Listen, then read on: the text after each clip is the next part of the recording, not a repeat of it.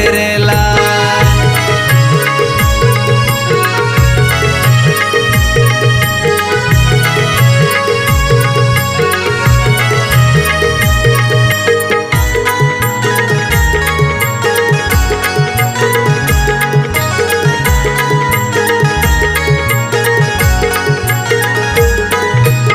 मूर्ती घडविली रत्ने हिरे जडीत, विराज होशील मातीच्या या मूर्तीत.